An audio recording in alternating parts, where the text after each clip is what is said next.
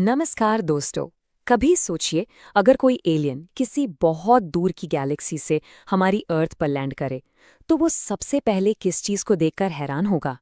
यकीनन यहाँ मौजूद लाइफ की अनंत वैरायटी को देखकर।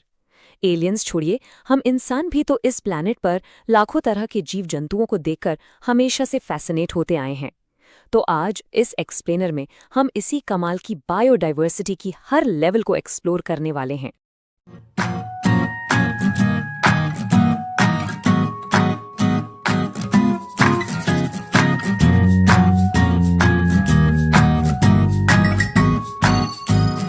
तो इस सफर में हम क्या क्या जानेंगे? सबसे पहले हम समझेंगे कि आखिर बायोडाइवर्सिटी है क्या। फिर एक डिटेक्टिव की तरह अर्थ की स्पीशीज को काउंट करने की कोशिश करेंगे। उसके बाद हम उनके डिस्ट्रीब्यूशन के पैटर्न्स को डिकोड करेंगे और ये भी जानेंगे कि आखिर ये डाइवर्सिटी इतनी ज़रूरी क्यों है। और अंत में हम उस सबसे बड़े खतरे को समझेंगे जिसका सामना आज लाइफ कर रही है, बायोडाइवर्सिटी का लॉस। तो चलिए शुरू करते हैं सबसे बुनियादी सवाल से। What exactly is biodiversity? ये शब्द सुनने में तो आम सा लगता है, पर इसके अंदर लाइफ के 3 अलग अलग लेवल्स छुपे हुए हैं। एक सेकंड के लिए इस बात पर गौर कीजिए। इस धरती पर सिर्फ बीटल्स यानी कि भृंग की ही 3 लाख से ज्यादा स्पीसीज हैं और मछलियों की लगभग 28,000। ये नंबर्स तो बस एक छोटा सा ट्रेलर है जो हमें लाइफ की विशाल डाइवर्सिटी की एक झलक दिखाते हैं। तो इसकी सीधी साधी डेफिनेशन क्या है? बायोडाइवर्सिटी का मतलब है बायोलॉजिकल ऑर्गेनाइजेशन के हर लेवल पर पाई जाने वाली सारी डाइवर्सिटी का जोड़। इस टर्म को मशहूर सोशियोबायोलॉजिस्ट एडवर्ड विल्सन ने पॉपुलराइज किया था और इसे ठीक से समझने के लिए हमें इसके लेवल्स में गहराई से उतरना होगा। सबसे पहला लेवल है जेनेटिक डाइवर्सिटी। इसका मतलब है एक ही स्पीशीज के अंदर जेनेटिक लेवल पर मिलने वाली वैरायटी। इसका एक क्लासिक एग्जाम्पल है हिमालयाज में मिलने वाला मेडिसिनल प्लांट राउवुल्फिया वोमिटोरिया। इस प्लांट से केमिकल मिलता है रेजरपीन। इंटरेस्टिंग बात यह है कि अलग अलग जगह उगाने वाले प्लांट्स में इस केमिकल की पावर और कॉन्सेंट्रेशन अलग अलग होती है। यही जेनेटिक डाइवर्सिटी है। और सोचिए, हमारे देश में चावल की 50,000 से ज्यादा जेनेटिकली अलग अलग स्ट्रेन्स हैं और आम की 1,000 से भी ज्यादा किस्में हैं। जेनेटिक डाइवर्सिटी के बाद अगला लेवल आता है स्पीशीज डाइवर्सिटी। जैसा नाम से ही साफ है, ये प्रजातियों के लेवल पर मिलने वाली वैरायटी है। इसका एक सीधा सा एग्जाम्पल है कि इंडिया के वेस्टर्न घाट्स में एम्फिबियंस यानी मेंढक जैसे जीवों की प्रजातियां ईस्टर्न घाट्स के मुकाबले कहीं ज्यादा हैं। और आखिरी यानी तीसरा लेवल है इकोलॉजिकल डाइवर्सिटी। ये इकोसिस्टम के लेवल पर मिलती है। फॉर एग्जाम्पल, हमारा देश इंडिया, यहाँ रेगिस्तान है, बारिश वाले जंगल हैं, मैंग्रोव्स हैं और बर्फ से ढके एल्बाइन मेडोज भी हैं। इतने अलग अलग इकोसिस्टम्स के कारण इंडिया की इकोसिस्टम डाइवर्सिटी नॉर्वे जैसे किसी स्कैंडिनेवियन देश से कहीं कहीं ज्यादा है। ठीक है, तो अब हम डाइवर्सिटी के लेवल्स को तो समझ गए, पर असली सवाल तो अब आता है, इस धरती पर आखिर टोटल कितनी स्पीशीज मौजूद हैं? क्या हमने उन सबको गिन लिया है? चलिए इस राज से पर्दा उठाते हैं। ये स्लाइड बिल्कुल एक आइसबर्ग जैसी है। जो हमें दिखता है वो बहुत कम है। देखिए, international union for conservation of nature यानी IUCN के 2004 के डेटा के हिसाब से हमने अब तक सिर्फ 1.5 मिलियन से थोड़ी सी ज्यादा स्पीशीज को ही रिकॉर्ड किया है। लेकिन साइंटिस्ट रॉबर्ट मे का एक ज्यादा सॉलिड अनुमान कहता है कि अर्थ पर लगभग 7 मिलियन यानी 70 लाख स्पीशीज हो सकती हैं। सोच सकते हैं आप, इसका मतलब अभी भी लाखों स्पीशीज ऐसी हैं जिनके बारे में हम कुछ भी नहीं जानते। अब जरा इन पाई चार्ट्स को गौर से देखिए। ये हमें ग्लोबल बायोडाइवर्सिटी का पूरा हिसाब किताब बताते हैं। अगर हम पहले चार्ट को देखें जो इनवर्टिब्रेट्स का है, तो साफ दिखता है कि सबसे बड़ा हिस्सा इंसेक्ट्स का है। और सबसे शॉकिंग बात पता है क्या है? दुनिया में फंगी की जितनी स्पीशीज हैं वो सारे वर्टिब्रेट्स यानी मछली, एम्फीबियंस, रेप्टाइल्स, बर्ड्स और मैमल्स सबको मिलाकर उनकी टोटल स्पीशीज से भी ज्यादा है। तो आसान भाषा में इसका मतलब क्या हुआ? मतलब ये कि जितनी भी स्पीशीज हमने रिकॉर्ड की हैं उनमें से 70% से ज्यादा तो एनिमल्स ही हैं। लगभग 22% प्लांट्स हैं और बाकी के 8% में दूसरे ऑर्गेनिजम्स आते हैं। और उन एनिमल्स में भी हर 10 में से 7 तो इंसेक्ट्स ही हैं। कमाल है ना? और अब बात करते हैं अपने देश इंडिया की। और यहाँ के नंबर्स दोस्तों सच में कमाल के हैं। सोचिए, दुनिया का सिर्फ 2.4% जमीनी हिस्सा हमारे पास है, लेकिन हम ग्लोबल स्पीशीज डाइवर्सिटी का पूरा 8.1% होस्ट करते हैं। यही बात इंडिया को दुनिया के 12 मेगा डाइवर्सिटी देशों में से एक बनाती है। अब तक हमने यहाँ 45,000 प्लांट स्पीशीज और लगभग 90,000 एनिमल स्पीशीज रिकॉर्ड की हैं। और अगर रॉबर्ट मे का अनुमान इंडिया पर लगाएं तो अभी भी लाखों प्रजातियों को खोजना बाकी है, यही हमारे देश में। लेकिन एक बात है, ये जो इतनी सारी लाइफ है, इतनी डाइवर्सिटी है, ये पूरी दुनिया में बराबर नहीं है। कुछ जगहों पर तो लाइफ फूलती फलती है और कुछ पर बहुत कम। ऐसा क्यों है? इसके पीछे काम करते हैं बायोडाइवर्सिटी के कुछ खास पैटर्न्स। सबसे जाना माना पैटर्न है लैटिट्यूडनल ग्रेडियंट। आसान भाषा में, जैसे जैसे हम इक्वेटर यानी भूमध्य रेखा से पोल्स की तरफ जाते हैं, स्पीशीज डाइवर्सिटी कम होती जाती है। एग्जाम्पल देखिए, इक्वेटर के पास कोलंबिया में लगभग 1400 बर्ड स्पीशीज हैं।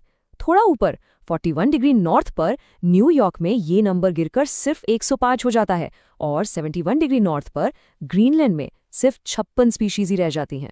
साफ है, ट्रॉपिक्स में डाइवर्सिटी का खजाना है। इसी से जुड़ता है एक और बहुत इंपॉर्टेंट पैटर्न, जिसे कहते हैं स्पीसीज एरिया रिलेशनशिप। महान German naturalist Alexander von Humboldt ने साउथ अमेरिका के जंगलों में घूमते हुए ऑब्जर्व किया कि जैसे जैसे आप एरिया बढ़ाते जाते हैं, स्पीशीज की संख्या भी बढ़ती है, लेकिन सिर्फ एक लिमिट तक। इस रिलेशनशिप को एक लॉगरिथमिक स्केल पर इस इक्वेशन से दिखाया जाता है। अब आप ये फॉर्मूला देखकर घबराना मत, बहुत सिंपल है। यहाँ S है स्पीसीज रिचनेस और A है एरिया, पर इसमें सबसे काम की चीज है ये Z। ये Z लाइन का स्लोप या रिग्रेशन कोएफिशिएंट है। सरल शब्दों में Z हमें बताता है कि एरिया बढ़ने पर स्पीसीज कितनी तेजी से बढ़ती हैं, और इस Z की वैल्यू ही हमें असली कहानी बताती है। तो ये Z की वैल्यू हमें बताती क्या है? इस टेबल को देखिए, सब क्लियर हो जाएगा। जब हम छोटे एरियाज जैसे ब्रिटेन को देखते हैं तो Z की वैल्यू 0.1 से 0.2 के बीच होती है। लेकिन जब हम कॉन्टिनेंट्स जैसे बहुत बड़े एरियाज को एनालाइज करते हैं तो ग्राफ की लाइन ज्यादा स्टीप या खड़ी हो जाती है और Z की वैल्यू बढ़कर 0.6 से 1.2 तक पहुंच जाती है। इस स्टीपर स्लोप का मतलब साफ है, बड़े एरियाज में एरिया बढ़ने पर स्पीशीज रिचनेस बहुत तेजी से बढ़ती है। तो चलिए इस कॉन्सेप्ट को एक क्वेश्चन से टेस्ट करते हैं। सवाल है कि अगर हम अलग अलग कॉन्टिनेंट्स पर फल खाने वाले बर्ड्स यानी फ्रूगिवोरस बर्ड्स के लिए स्पीसीज एरिया रिलेशनशिप देखें तो Z वैल्यू किसके करीब होगी? सवाल का कीवर्ड क्या है? अक्रॉस डिफरेंट कॉन्टिनेंट्स, यानी एक बहुत बड़ा एरिया, और हमने अभी देखा कि बड़े एरियाज के लिए Z वैल्यू 0.6 से 1.2 की रेंज में होती है।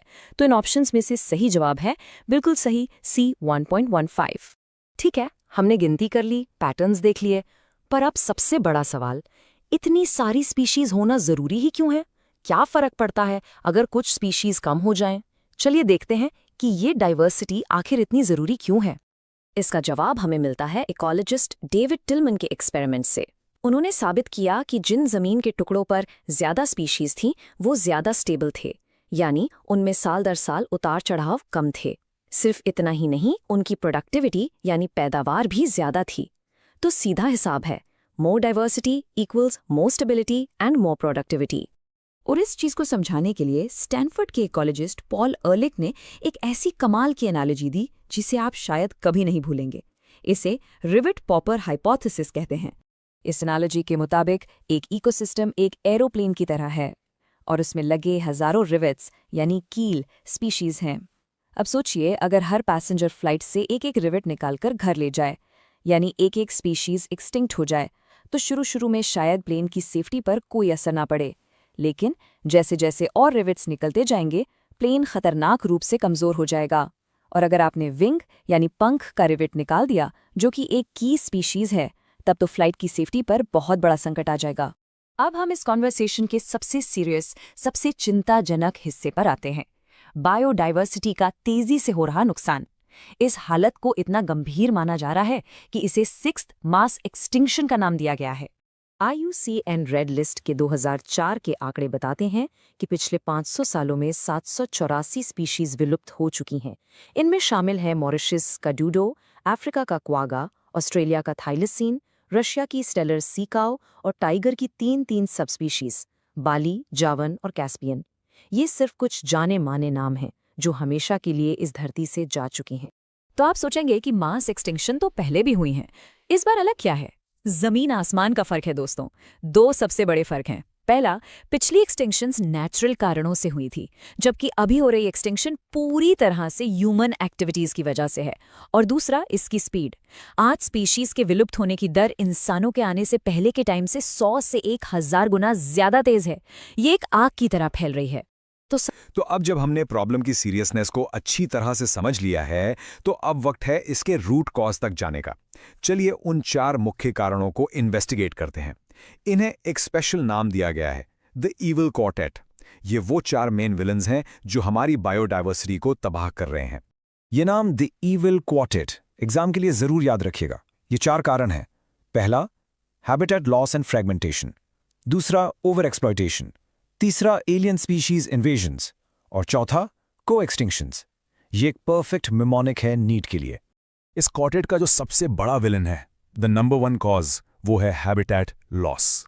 इसका सबसे आसान और ड्रामेटिक एग्जाम्पल है ट्रॉपिकल रेन फॉरेस्ट्स। एक टाइम था जब ये घने जंगल, जिन्हें लंग्स ऑफ द प्लैनेट भी कहते हैं, अर्थ की 14% से ज्यादा जमीन पर फैले हुए थे।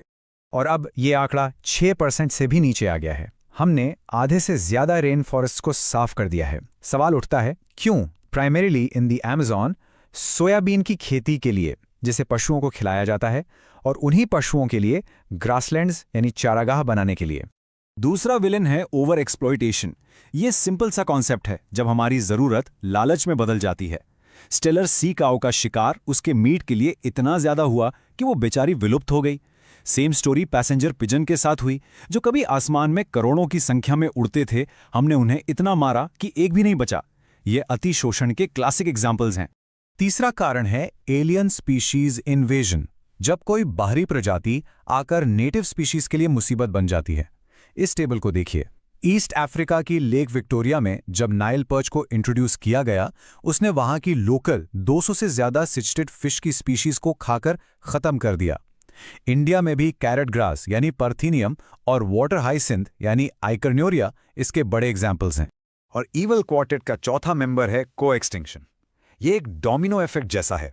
मतलब जब एक स्पीशीज विलुप्त होती है तो उस पर पूरी तरह से डिपेंडेंट ऑब्लिगेटरी रिलेशनशिप वाली दूसरी स्पीशीज भी उसके साथ ही खत्म हो जाती है। सिंपल सा एग्जाम्पल है, अगर कोई होस्ट फिश एक्सटिंक्ट हो गई तो उस पर रहने वाले उसके यूनिक पैरासाइट्स भी उसी के साथ विलुप्त हो जाएंगे। तो हमने प्रॉब्लम देख ली, उसके विलन्स को भी पहचान लिया, लेकिन एक बड़ा सवाल है, हम इन सब की परवाह करें ही क्यों? What's in it for us? ये सेक्शन हमें बायोडाइवर्सिटी को बचाने के पीछे के सॉलिड रीजंस देगा। तो हमें बायोडाइवर्सिटी क्यों बचानी चाहिए? इसके रीजंस को हम 3 कैटेगरीज में डिवाइड कर सकते हैं। और एग्जाम के लिए एक सिंपल सी मेमोरी ट्रिक है, NBE। बस ये याद रखिए, N for narrowly utilitarian, B for broadly utilitarian और E फॉर एथिकल। चलिए एक एक करके समझते हैं। पहला रीजन है नैरोली यूटिलिटेरियन, यानी वो डायरेक्ट फायदे जो हमें नेचर से मिलते हैं, जिनको हम पैसे में तोल सकते हैं। खाना, लकड़ी, कपड़ा और सबसे इंपॉर्टेंट दवाइयाँ। आपको पता है दुनिया भर में जितनी भी ड्रग्स मार्केट में बिकती हैं, उनमें से 25% से ज्यादा सीधे प्लांट से बनाई जाती हैं। ये नेचर का हमें दिया हुआ डायरेक्ट इकोनॉमिक बेनिफिट है। और नेचर में ऐसी ही इकोनॉमिकली इंपॉर्टेंट चीज़ों की खोज करने को कहते हैं बायो प्रोस्पेक्टिंग। ये एक तरह की बायोलॉजिकल ट्रेजर हंट है। देश अपने मॉलिक्यूलर, जेनेटिक और स्पीशीज लेवल डाइवर्सिटी को एक्सप्लोर करते हैं नए प्रोडक्ट्स के लिए। और जिन देशों के पास इंडिया जैसी रिच बायोडाइवर्सिटी है, उनके लिए इसमें अनंत पॉसिबिलिटीज हैं। दूसरा रीजन है ब्रॉडली यूटिलिटेरियन। ये उन सर्विसेज के बारे में है जो इकोसिस्टम हमें फ्री ऑफ कॉस्ट देती है और जिनकी कोई कीमत नहीं लगाई जा सकती। अमेज़न के जंगल हमें 20% ऑक्सीजन देते हैं। बीज और बर्ड्स पॉलिनेशन करते हैं, जिसके बिना हमें फल और बीज मिल ही नहीं सकते। और घने जंगलों में घूमने का सुकून या बुलबुल का गाना सुनना, ये सब एस्थेटिक प्लेजर्स हैं जिनका कोई प्राइस टैग नहीं होता। और आखिर में तीसरा रीजन है एथिकल आर्ग्यूमेंट। ये कहता है कि हर स्पीशीज की अपनी एक इंट्रिंसिक वैल्यू है, मतलब उसका अस्तित्व अपने आप में मायने रखता है, चाहे वो हमारे किसी काम आए या ना आए। इस धरती पर जीने का जितना हक हमारा है, उतना ही हर एक जीव का है। उनकी रक्षा करना हमारी नैतिक जिम्मेवारी है। ओके, प्रॉब्लम हो गई, कॉजेज हो गए, रीजंस भी हो गए। अब आते हैं सॉल्यूशंस पर। इसका ट्रीटमेंट प्लान क्या है? सबसे पहले इन सिटू कंजर्वेशन, जिसका सीधा मतलब है प्रजातियों को उनके नेचुरल घर में ऑन साइट प्रोटेक्ट करना। ये स्लाइड बहुत बहुत इंपॉर्टेंट है। ये 2 मेन कंजर्वेशन स्ट्रैटेजीज को कंपेयर करती है। देखिए, इन सिटू यानी ऑन साइट, जहां हम पूरे इकोसिस्टम को उसकी जगह पर ही प्रोटेक्ट करते हैं, जैसे नेशनल पार्क्स में। और एक्स सिटू यानी ऑफ साइट, जहां हम किसी एंडेंजर्ड स्पीशीज को उसके खतरे वाले हैबिटेट से निकालकर किसी सेफ स्पेशल जगह पर प्रोटेक्ट करते हैं, जैसे जूज में। इन सिटू कॉन्जर्वेशन की सबसे इंपॉर्टेंट स्ट्रैटेजी है बायोडाइवर्सिटी हॉटस्पॉट्स को प्रोटेक्ट करना। अब किसी भी एरिया को हॉटस्पॉट कहने के लिए 2 स्ट्रिक्ट क्राइटेरिया हैं, इनको ध्यान से सुनिए। पहला, वहां स्पीशीज रिचनेस बहुत ज्यादा होनी चाहिए, और दूसरा, वहां हाई डिग्री ऑफ एंडेमिज्म हो, मतलब ऐसी स्पीशीज जो पूरी दुनिया में सिर्फ और सिर्फ उसी रीजन में मिलती हों। शुरू में साइंटिस्ट ने पूरी दुनिया में 25 हॉटस्पॉट्स आइडेंटिफाई किए थे, लेकिन बाद में 9 और ऐड किए गए, तो अब टोटल 34 बायोडाइवर्सिटी हॉटस्पॉट्स हैं। ये 9 का ऐड होना ये भी दिखाता है कि और भी एरियाज हैं जो तेजी से खतरे में आ रहे हैं और जिन्हें इमीडिएट प्रोटेक्शन की जरूरत है। और यही है इसका सबसे माइंड ब्लोइंग फैक्ट। ये 34 हॉटस्पॉट्स मिलाकर धरती के 2% लैंड एरिया से भी कम जगह घेरते हैं। लेकिन अगर हम सिर्फ इन्हीं हॉटस्पॉट्स को अच्छी तरह से प्रोटेक्ट कर लें, तो हम चल रहे मास एक्सटिंक्शन को ऑलमोस्ट 30% तक कम कर सकते हैं। सोचो कितनी एफिशिएंट स्ट्रैटेजी है ये। और हम इंडियंस के लिए गर्व की बात है कि इन 34 ग्लोबल हॉटस्पॉट्स में से 3 इंडिया में आते हैं। याद रखिएगा इनके नाम। पहला है वेस्टर्न घाट्स और श्रीलंका, दूसरा इंडो बर्मा रीजन, और तीसरा है हमारा अजीम हिमालय। ये तीनों ही जगह अनोखे जीवों और पौधों का घर हैं।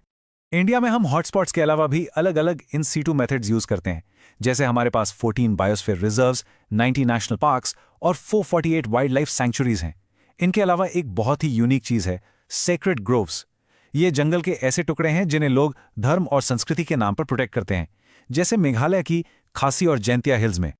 चलिए अब दूसरे अप्रोच की तरफ बढ़ते हैं, एक्स सिटू कंजर्वेशन। ये तब काम आता है जब किसी स्पीशीज का नेचुरल हैबिटेट उसके लिए इतना ज्यादा खतरनाक हो चुका हो कि वहां उसका बचना ही इम्पॉसिबल हो जाए। एक्स सिटू में हम बेसिकली थ्रेटेंड एनिमल्स और प्लांट्स को उनके नेचुरल घर से बाहर निकालकर एक स्पेशल सेटिंग में प्रोटेक्ट करते हैं, जैसे कि जूलॉजिकल पार्क्स, बोटैनिकल गार्डन्स और वाइल्ड लाइफ सफारीज। पर इसके अलावा हम मॉडर्न टेक्नोलॉजी का भी यूज करते हैं, जैसे क्रायोप्रिजर्वेशन।